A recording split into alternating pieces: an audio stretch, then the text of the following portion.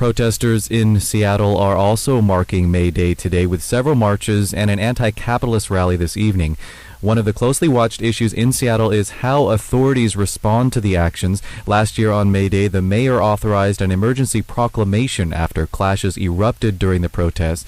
An independent review of the police response found a lack of proper training and direction and police use of plainclothes officers to infiltrate protesters. It also came to light that the FBI had tracked and tailed activists from Portland who came to Seattle for the rally. That's according to statements from FBI agents filed at the U.S. District Court in Seattle. For more on today's events, we're joined by reporter Mark Taylor-Canfield in Seattle. Mark, where are you right now?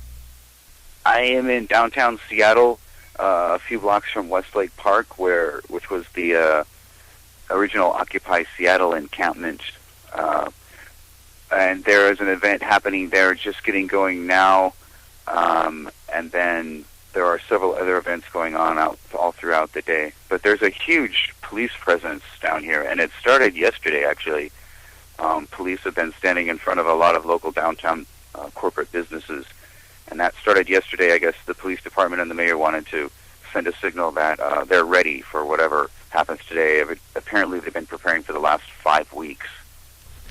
There are, as you said, the Seattle police said that they were going to have a large presence today, so you can see that in evidence even now where you are. Yes, and like I said, it began yesterday, so even the day before, there were police posted right outside of major downtown businesses. Some activists have also reported visits by FBI agents in the lead up to today's events. According to the Seattle Stranger, FBI agents showed up at people's houses, at schools, and workplaces. Are you hearing anything about this?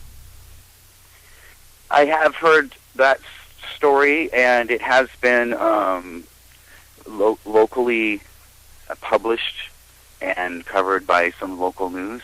So, yeah, apparently people have been being surveilled even before May Day, so because that's been going on for at least a week that I've known about, maybe longer. Are there certain areas there that the public doesn't have access to? No, not that I can tell. There's just police everywhere. So no matter where you go in downtown, there is a police presence, and like I said, they're obviously standing in front of windows at major downtown corporate businesses. And I haven't been over by the federal building or the appeals courthouse yet.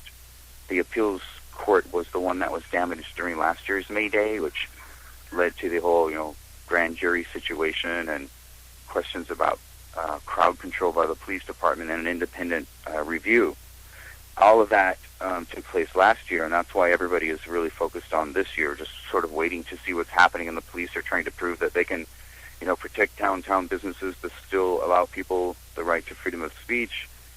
And there are a lot of folks from the Occupy movement that are involved with these events today that are hoping that, there aren't just a bunch of broken windows and, that kind of publicity for the day's events.